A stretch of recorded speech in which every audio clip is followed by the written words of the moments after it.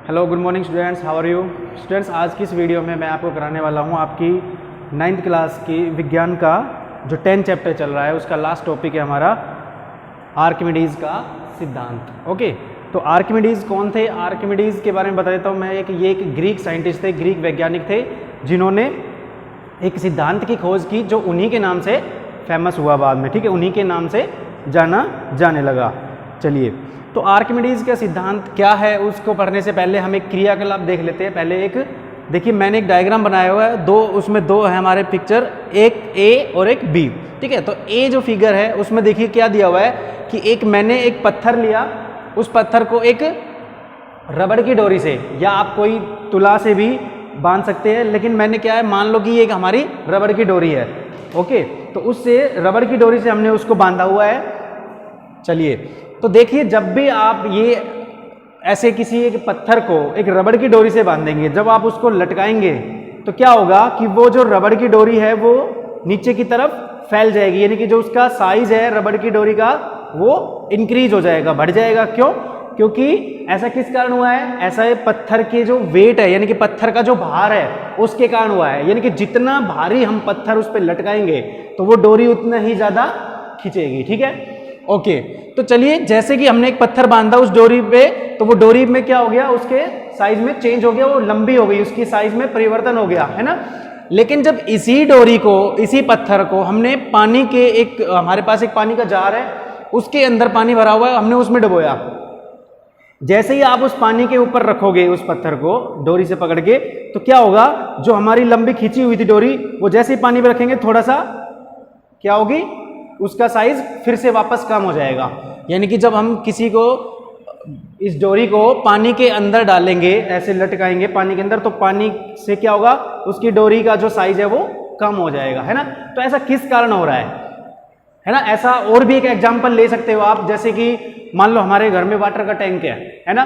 तो जब भी हम वाटर टैंक में से पानी निकालने के लिए बाल्टी को डुबोते हैं, उसके अंदर डुबोते हैं, तो आपने देखा होगा कि जल्दी से उसके अंदर बाल्टी जाती नहीं, हमें बहुत दम लगाना पड़ता है, एकदम जोर क्या प्रयास करना पड़ता है, बल लगाना पड़ता है उसके अंदर पानी निकालने के लिए। ऐसा क्यों है? यानी कि वो जो है पानी वापस फेंकता है हमारी बाल्टी को। तो ये सब एग्जाम्पल क्या दिखा रहे हैं कि मतलब कि जब भी हम कोई पानी के अंदर कोई वस्तु को डुबोते हैं, ठीक है, ऐसे पानी के अंदर डुबोने का प्रयास करते हैं, तो क्या होता है, पानी वापस उतना ही बल हमारे अपोजिट डायरेक्शन में लगाता है। यानी कि हमें महसूस होता है कि हमारे नीचे से पानी की तरफ से एक बल लगाया जा रहा है ना। जब भी हम कोई पानी के अंदर डुबोने की कोशिश करते हैं किसी को, तो क्या होता है, उल्टा पानी ऊपर प्रेशर लगाता है, यानी कि एक बल लगाता है। तो वो बल कहाँ से आता है, वो बल कौन लगा रहा है? तो उसी को ही आर्किमिडीज ने डिफाइन किया था। क्या? कि देखिए, जब भी इसकी वो डेफिनेशन पढ़ लेते हैं, जब किसी वस्तु को किसी तरल में पूर्ण या आंशिक रूप से डुबोया जाता है तो वह ऊपर की दिशा में एक बल का अनुभव करती है जो वस्तु द्वारा हटाए गए तरल के भार के बराबर होता है। ठीक है, तो अभी हम बात कर रहे थे कि जब भी हम किसी वस्तु को पानी के अंदर डुबोते हैं तो वो हमें एक नीचे से क्या लगा प्रयास होता है, क्या महसूस होता है कि हमें कोई बल लगता हुआ महसूस होता है। तो वो बल कौन सा बल होता है? तो देखिए, जब भी हम किसी वस्तु को, मान लो इसको पानी में डुबोएंगे, तो जितना हम पानी में डुबोएंगे, जो इसका साइज है वो उतना ही ये क्या, जितना इसका सरफेस है, जितना इसका तल है, तो उतना ही पानी हटाएगी, है ना। जब भी हम किसी वस्तु को डुबोएंगे, जितना पानी हटेगा डुबोने से, वो पानी जो हटा है उस पानी का वजन कितना है, यानी उस पानी का जो भार कितना है, वही क्या होता है, उतना ही बल हमारा उस वस्तु के ऊपर लगता है। समझ गए? तो यानी कि जब भी हम किसी वस्तु को पानी के अंदर डुबोते हैं तो जो हमें बल महसूस होता है वो क्या होता है, वो कौन सा बल होता है? वो होता है उस वस्तु के द्वारा हटाया गया पानी। यानी कि जिस वस्तु को हम डुबो रहे हैं, ध्यान से समझो, जिस वस्तु को हम पानी के अंदर डुबो रहे हैं, उस वस्तु ने जितना पानी हटाया, जब हम डुबो रहे थे तो जितना पानी हटाया, वो हटाया हुआ जो पानी, उसका जो वजन है, उसका जो भार है, उतना ही बल हमारे ऊपर की दिशा में लगता है उस वस्तु पे जिसको हम डुबो रहे हैं। तो यही हमारा आर्किमिडीज का सिद्धांत था। जब किसी वस्तु को किसी तरल में डुबोया जाता है तो वस्तु आंशिक रूप से डुबाया जाता है तो वह ऊपर की एक दिशा में एक बल का अनुभव करती है। और वो बल कौन सा होता है? वो जो वस्तु द्वारा हटाए गए बल गए तरल के भार के बराबर होता है। किसके बराबर होता है वो बल? उस वस्तु ने जितना तरल पदार्थ या जितना पानी हटाया है। ठीक है, तो ये हमारा आर्किमिडीज का सिद्धांत है। चलिए, तो जो आर्किमिडीज थे उसके सिद्धांत के कुछ अनुप्रयोग है, उसके कहाँ पे यूज होने लगा, कहाँ पे यूज हुआ ये, ठीक है। तो इसके बेस पे जैसे जलयानों तथा पनडुब्बियों के डिजाइन बनाने के काम आता है। ये जो हमारा आर्किमिडीज का सिद्धांत है वो कहाँ पे यूज होता है? मेनली हमारी जो समुद्रों के अंदर जो जलयान चलते हैं, पनडुब्बी चलते हैं, उनको बनाने के लिए, है ना। तो उसी बेस पे ये आर्किमिडीज का सिद्धांत यूज होने लगा, उसके बेस पे ही ये जलयान वगैरह बनाए जाते हैं। और इसके दुग्धमापी जो दूध के किसी नमूने की शुद्धता की जांच करते हैं, ठीक है। और हाइड्रोमीटर या फिर जो द्रवों के घनत्व मापने के लिए प्रयुक्त होते हैं, इसी सिद्धांत पर आधारित है। यानी कि ये सब जो हमारे जो आर्किमिडीज के सिद्धांत पे ही डिपेंड करते हैं। तो आर्किमिडीज का सिद्धांत शायद आपको क्लियर हो गया होगा कि क्या होता है आर्किमिडीज का सिद्धांत। फिर से आप एक बार रिपीट करिए। आर्किमिडीज का सिद्धांत होता है जब किसी वस्तु को हम पानी में डुबोते हैं पूर्ण रूप से या आंशिक रूप से, तो उसके ऊपर एक बल का अनुभव होता है। और वो बल किसके बराबर होता है? उस वस्तु के द्वारा हटाए गए तरल पदार्थ के बराबर। ओके, तो ये था हमारा आर्किमिडीज का सिद्धांत। इसके बाद एक छोटा सा टॉपिक है आपेक्षिक घनत्व, वो और देख लेते हैं, फिर ये लेसन आपका खत्म हो जाएगा।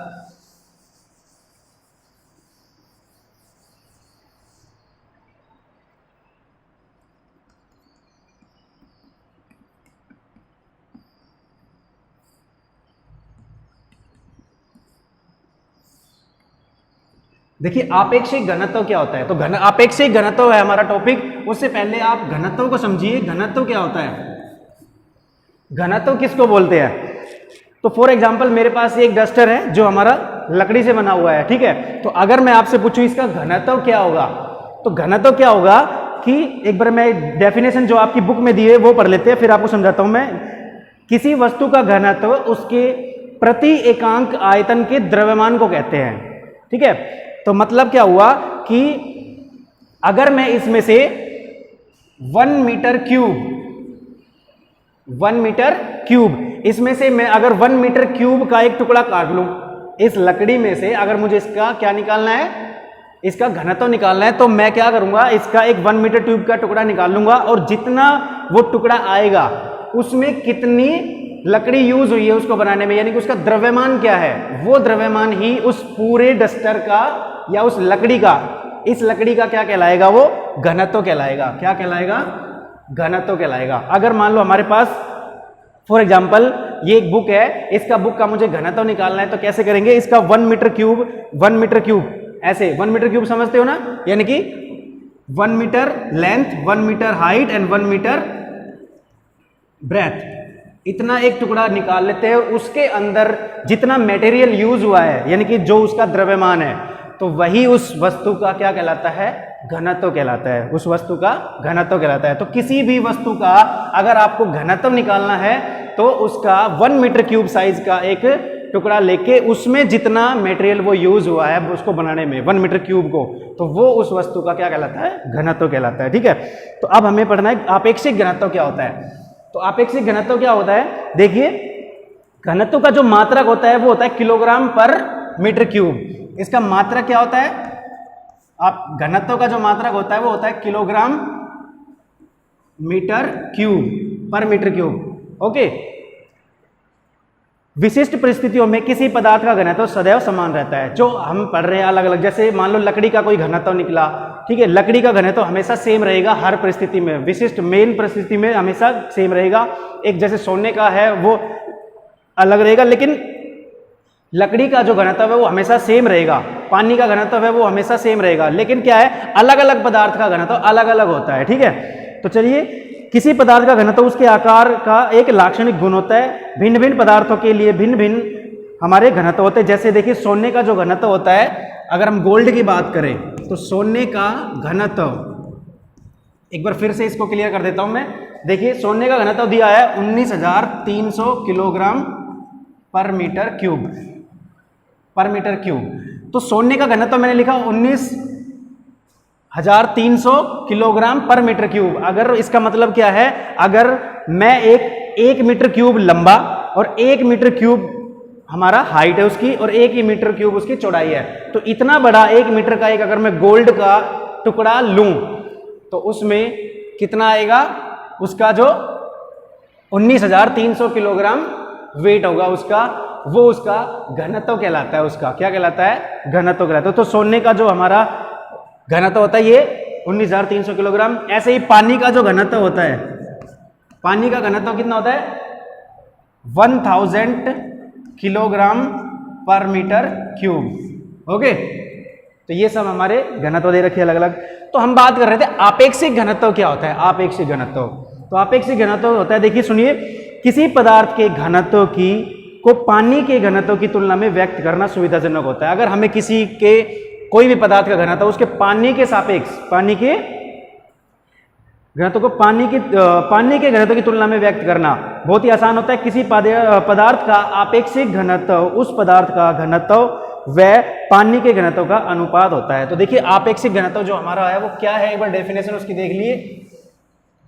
आपेक्षिक घनत्व का मतलब होता है किसी पदार्थ का, मान लो हमने, तो एक डेफिनेशन लिख देता हूं पहले मैं। आपेक्षिक घनत्व वो हुआ किसी पदार्थ का घनत्व डिवाइडेड बाय पानी का घनत्व। तो आपेक्षिक घनत्व क्या हुआ, किसी भी पदार्थ का जिसका हम निकाल रहे हैं आपेक्षिक घनत्व, उस पदार्थ का घनत्व और डिवाइडेड बाय पानी का घनत्व, यानी किसी भी पदार्थ के घनत्व की तुलना अगर हम पानी के घनत्व से करें, यानी कि किसी भी पदार्थ का और उसका पानी का घनत्व, उन दोनों का जो अनुपात होता है वही हमारा आपेक्षिक घनत्व कहलाता है। ठीक है, तो एक एग्जांपल दिया है आपके क्वेश्चन में, बुक में, देखिए उसको देखिए। चांदी का घनत्व दिया है आपको, चांदी का घनत्व कितना दिया है, 10.8। ठीक है, और पानी का घनत्व, पानी का घनत्व दे रखा है आपको 10 क्यूब किलोग्राम पर मीटर क्यूब, है ना। तो हमें SI मात्रक में चांदी का घनत्व बताना है। SI मात्रक में ये घनत्व नहीं दिया था, आपेक्षिक घनत्व दे रखा है, आपेक्षिक घनत्व। तो हमें SI मात्रक में चांदी का घनत्व निकालना है। अब यहाँ पे आपेक्षिक घनत्व जो हम फॉर्मूला पढ़ा था, यहाँ पे आपको आपेक्षिक घनत्व तो दे दिया, आपसे पूछा है चांदी का घनत्व बताना है। तो आपेक्षिक घनत्व का फॉर्मूला लगा दो, इसी में रख देते हैं हम। देखो आपेक्षिक घनत्व कितना है, 10.8, और पदार्थ है यानी कि चांदी का वो हमने निकालना है, चांदी का घनत्व अपॉन पानी का घनत्व। कितना दिया है पानी का घनत्व, 10 क्यूब किलोग्राम पर मीटर क्यूब। तो ये हमें निकालना था, ये इसकी वैल्यू क्या आएगी, चांदी का घनत्व। कैसे निकालोगे, ये ऊपर आके मल्टीप्लाई में हो जाएगा, 10.8 मल्टीप्लाई 10⁻³ किलोग्राम पर मीटर क्यूब। तो ये आ गया चांदी का घनत्व। ठीक है, तो ऐसे करने आपने। तो ये था हमारा लास्ट टॉपिक इस लेसन का, 10th लेसन आपका कंप्लीट है। तो जो हमने आज पढ़ा आपेक्षिक घनत्व और एक आर्किमिडीज का सिद्धांत, तो इसको अच्छे से आप बुक से दोबारा पढ़ेंगे, और कोई प्रॉब्लम आती है तो आप मुझे कमेंट करके पूछ सकते हैं। ठीक है, तो अच्छे से आर्किमिडीज का सिद्धांत पढ़ के इसके नोट्स बनाइएगा खुद से। ओके, तो करते रहिए, मिलते हैं अगले वीडियो में अगले लेसन के साथ। Have a nice day, thank you, bye bye.